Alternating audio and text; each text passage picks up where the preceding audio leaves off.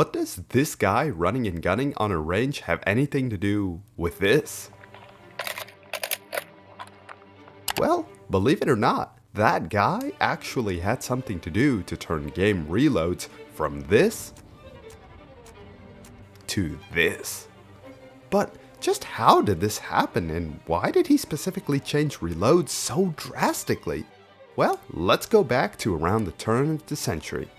Reloading animations have always been a hallmark staple of any FPS game, but this is especially true for the Call of Duty series, so when the first installation of the Modern Warfare series was released on November 7, 2007, players were given the first taste of what the eponymous Modern Warfare would consist of. Arguably the most important component of this new theme of warfare was the small arms that the player would be using throughout the game.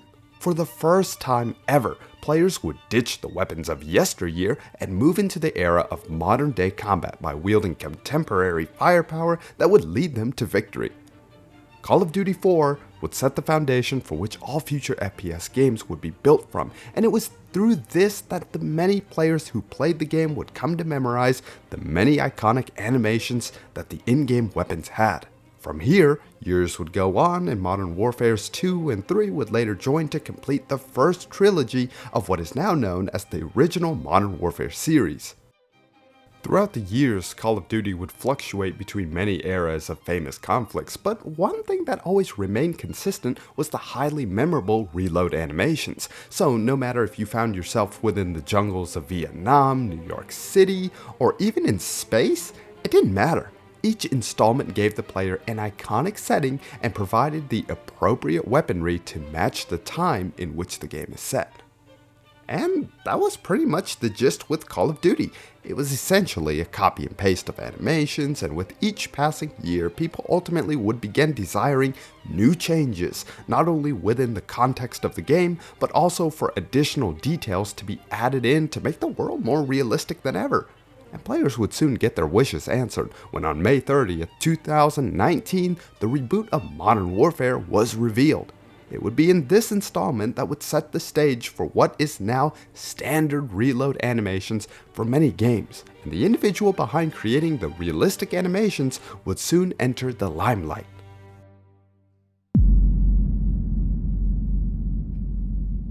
The first post from Lucas T.REX Arms is made, depicting a montage of fast-paced action from 2019's Modern Warfare multiplayer. In this post, Lucas discusses the importance of how effective video games are as a medium to influence the perceptions of weapons in real life. One important point he considers is that while there is a separate genre of realistic FPS games, naming out several, such as Squad and Escape from Tarkov, their impact doesn't really come anywhere close to the worldwide reach that Call of Duty has. So, certain that games will be the primary force behind culture, he confidently challenges anyone to disagree by saying, "Just watch." Upon the release of Modern Warfare, fans of the series immediately found themselves praising the fluid animations due to their realism, that the imperfections of a speedy tactical reload were kept while the details of the weapons themselves looked more gritty and used. Modern Warfare was able to garner an extraordinary amount of attention due to the fantastic reloads in the game.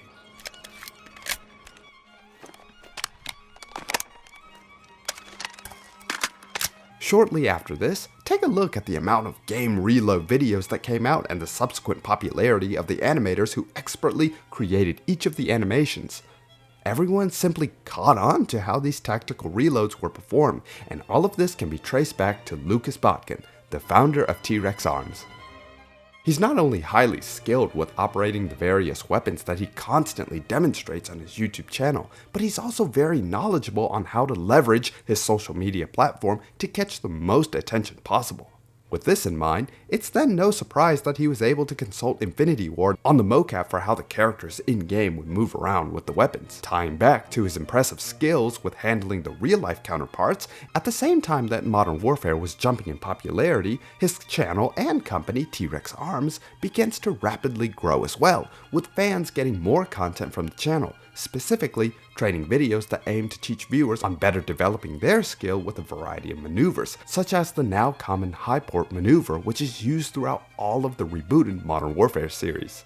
His video on replicating Modern Warfare's gun game in real life is also another popular video on his channel, in which he demonstrates handling and reloading techniques that are virtually identical to the ones seen in-game. But the impact that Lucas brought to Call of Duty wouldn't just end there, because as he stated earlier in his Instagram post, the reach of Call of Duty is universal. They're the trendsetter for how their competitors will react, and based on the great reception that Modern Warfare had, you can see the inspiration that subsequent games took from Call of Duty. For example, when you think of Resident Evil, the last thing to probably come to your mind is any tactical reloads, right? But compare the reloads from the 7th Resident Evil to the very next installment, Village. The high port maneuver eventually found its way to Rainbow Six Siege and Escape from Tarkov as well. What about Call of Duty's historical rival, Battlefield? Yes, the camera is shaky, moving along with the intense movement of the operator's hands as they reload the weapon, and sure, you can say that their games have always had the whole camera shake.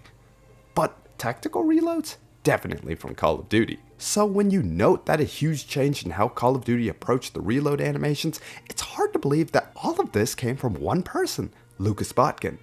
It's a success story that impacts both communities that are intertwined with his additions of reloads and sprints into the series.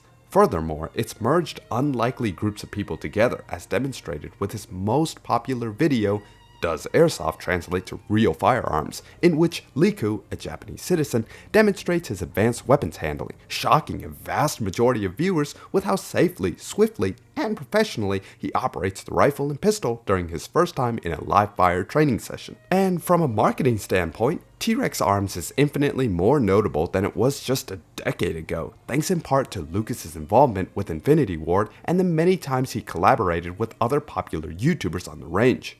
So no matter what your opinion on Lucas or T.REX Arms as a whole may be, there's no denying that a cultural change has indeed occurred, as more and more players are being entertained not only by the product that they play, but also appreciating the fine details that many animators have carefully worked on, as evidenced by the large audiences flocking to the reload videos that accompany virtually every game these days.